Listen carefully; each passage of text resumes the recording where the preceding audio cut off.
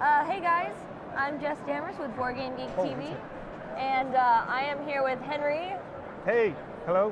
What's your last name? Kermarek. There we go, beautiful. Voilà. All right, and we are taking a look at, you're gonna have to say this one for me too. It's Wiraqocha. That's it. Yeah, and if you take a look at the artwork on this, wow, look at that. That's cool. Come on, this one I can talk about. Oh, there we go. Wow, look at that. I was on the wrong camera. See, that one's pretty good, right? I can. Okay. All right. So I tell you what it's about? Yeah, go for it. Start. So I will go. So what you have in front of you is the valley of Wiraqocha, okay? It's a lost valley discovered by an explorer in the lately 19th century, okay? And he discovered that in the valley, plastic bits, okay? Okay. No, I'm just kidding. He discovered somnium crystals. Oh, I'm sorry. You're tired just like me. I'm just like, yeah, he's found these plastic no bits. problem. Yeah. Shiny. Just wonderful. What's it? Yeah. No, okay. This is somnium crystals that can affect matter, energy, and time. So you have to take it seriously. Okay? Okay, I'm taking it seriously. This is one of the main objectives of the game. Okay? The thing is, when he went back in Great Britain, Queen Victoria told him, I have to send companies out there to plunder the valley. You know, rape boys, make children work, and all that. Yeah, yeah, sorry, definitely. but basically the mechanic of the game is during each player's turn, you will roll a certain number of dices. Okay? So 3 dices on a regular basis. Maybe you will roll more if you have villages that provide extra dices. Oh, okay. You roll your dices. You can combine them any way you want. Okay, so 7 and 4, 9 and 2, 4, 5, 4, 5, 2, to reach the number or the double or the suit that identifies the tile where you want to go. Okay? The thing is, all the heart of the game is about controlling your luck.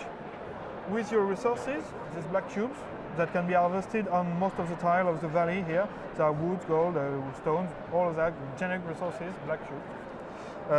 With 2 resources, you can modify the result of a dice, +1, -1. Okay, any number of times you want, many times on the same dice, extra. Okay, this is the heart of the game because by having extra dices and having resources, you're not too much dependent on the luck of the dices. Okay, with these dices, you will take your pawns to the valley on any tile, 1 pawn per tile. Okay. The thing is, there are 3 ways of winning. The first one is to discover the lost treasure of Wiraqocha. Okay? How do you do that? You have to pick up a few relics that will lead you to the treasure. The relics are on the board at the beginning of the game, in the temples. Where is the last temple? Last lost temple? Where is it? It is lost, truly. It is lost, really lost. It is here. Okay. So you can pick up these relics with your explorer pawns. Okay, only with them. Okay, the first player who managed to gather the 4 pawns have won. Just right now. Of course, there is a way to steal pawns to other players during the game because it's no fun. You can steal anything. It's no fun. The second way of winning is to gather a huge amount of crystal. Okay, how do you do that? You use drilling machines. Okay, beautiful drilling machines. You can put that anywhere on the board, but it's more interesting to put them on the veins of somnium. Okay? Okay. With that, you will gather crystal at the end of your turn. Okay? So it's a certain number of crystal to gather, depending on the number of players. If you're 4 players, you have to gather 7 crystals, for example. Okay? The crystals can also be used to get extra dices. Okay? The third way of winning is to build the Leviathan, a huge weapon of mass destruction, massive like a floating city with a lot of guns, you know, to help Queen Victoria against Europe. How do you do that? You have to build some technology cards. There are 2 types of cards. There are invention cards with an orange symbol and building cards. The thing is, inventions can be stolen to other players, buildings cannot. Okay. It's very difficult to put a building in your pocket. See? Yeah, that's true. I tried. It's not easy. Well, so for these cards, you have a cost. Most of the time, it's resources you have to pay. Sometimes you have crystal too, and you buy the card, you take it in front of you, if you reach a certain amount of points in the casting cost of the cards, the construction cost, you have enough science to build the Leviathan, so you win. Okay? So 3 ways of winning. So the game just is played like that. You, at the beginning of the turn, you harvest resources depending on where you are placed. Okay. After that, you roll your dice, and after that, this is your main phase, your main actions. Well, you can do virtually anything you want. Okay, what will I do? How can I combine my dice with using my resources to modify the result, to go on the tile that I want to achieve my victory, etc. Okay? That's the thing. After that, at the end of your turn, you harvest your crystals, and the game continues over and over. This is just the thing. Okay. I see that the different pieces here have different symbols on them. Yeah. And you said that the drilling is for the crystals. Yeah. And this you can put anywhere.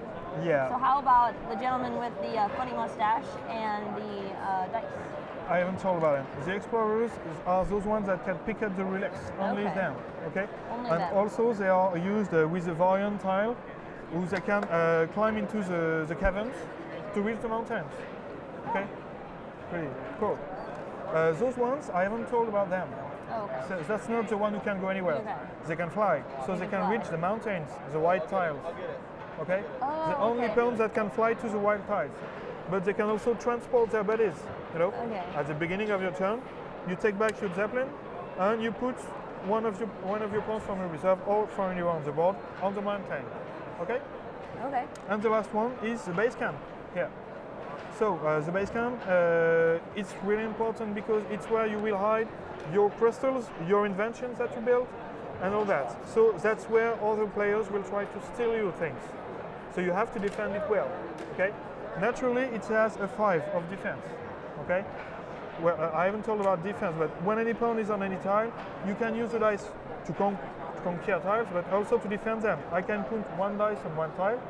Now, for example, to conquer this tile, I have to combine to obtain a 9 with my dice, but also a 5 or a 6, strictly superior to the dice of defense. Okay? So the base camp is naturally defended by a 5. It's just as if there was a 5 permanently on it. That's it. And if you want to steal something to any other player, you have to just like it's just like conquering the base camp. But instead of pushing away his pawn, you leave it on the board, and instead of it, you can steal the player a crystal, a relic, or an invention. Okay? That's it. That's pretty simple. After that, yeah, it's pretty simple. The thing is, there are a few exceptions just to stick to the theme, but when you play the game, it's pretty intuitive. You know, it depends if your friends are polarized from the brain or not, but the turns are pretty fast. You know, at the beginning of the game, you are, well, what can I do exactly? What are all my options? At the end of the game, you've got you've got more dices, you've got more resources, so you have so much options. You can't examine all of them.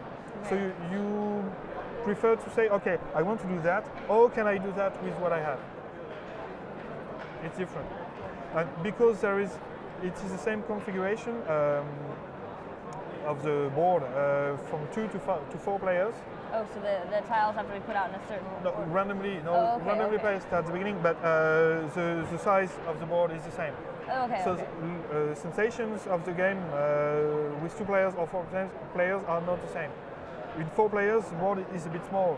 You always walk on someone's carpet, you know. With 2 players, you have the sensation to have an empire. If you want to walk on the other carpet, you have to go and reach him. Okay. It's different strategies, different ways of playing. That's it. Okay. And then are there any special rules, like, I'm not sure what? Oh, these are the cards. The cards have a huge effect on the game. So all these tokens are used by the cards. You know, when a card needed a special token, it indicates on the corner. Yeah. And after that, you put the token on the card. When you build the card, for example, the force field, you build it, you take the token, and you do what's said. For example, here, it's not obvious when you see the drawings, but it's just a reminder. You know, the rules complete are in the rulebook. Right. When you build it, you put it on one of your territory, it cannot be taken anymore. It's just as simple as that. Some of you people would say, but it's cheating, okay, it's too much. No, there is this card that is called, by pretty names, the Death Ray, you know? Oh, I like that card. Look, it's got a skull with glowing eyes and everything. Yeah, it's got much more one called. Can you show it to the camera? Look at that here. skull. Oh, it's the other, we'll show it to that camera. Look at that beautiful art. That's a beautiful card. It is. And you can also make a noise when you play it. Something like, you know? Yeah. No, you cannot. Well, I usually do it. Okay. The Death Ray just nuclearized one tile. It said that even the force field is pushed away in the box. Okay. Goodbye force field. And it's discarded for the rest of the game. For the rest of the game. Ah. Okay. That Death So Ray. it prevents. Imagine you can nuclearize temples too. If your player has decided to play with the relics and he has only one relic left on the board, you can nuclearize the temple. If the skull left is nuclearized, he cannot win anymore. Too bad. Too bad. Okay. No, the thing is, cards are really a great power on the game, and for the first game, generally, you try to see how it works with the dices and the board, and on the second game, you begin to win the cards, and you realize that they are really powerful, and you have to play with them. So it's like that. It's pretty balanced. The cards are powerful, but they're pretty balanced. There are only 12 of them, so in the game you see more than a half of the 12 of them. It depends how players play with them.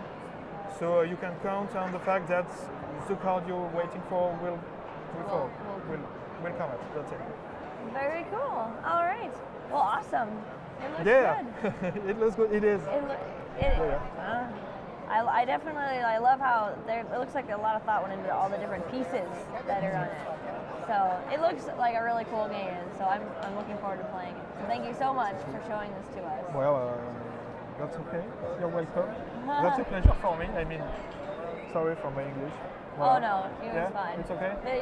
And you were brave enough to joke with me, which is awesome. Because sometimes, you know, when I can't speak a language, I'm not even try and joke. Okay. So I definitely appreciate the enthusiasm. No, I do it usually with the people, because when people come, say, yeah, okay, it's the rules, okay, yeah, the results of the dice, okay. We love enthusiasm, so it's always great when someone's enthusiastic about it, especially, you know, their game. So no, it's an aggressive game of conquest. So if you present it without a joke or two, it can be really serious, you know. It's okay, you will hurt your friends, your buddies, you betray them. Okay, prepare to it.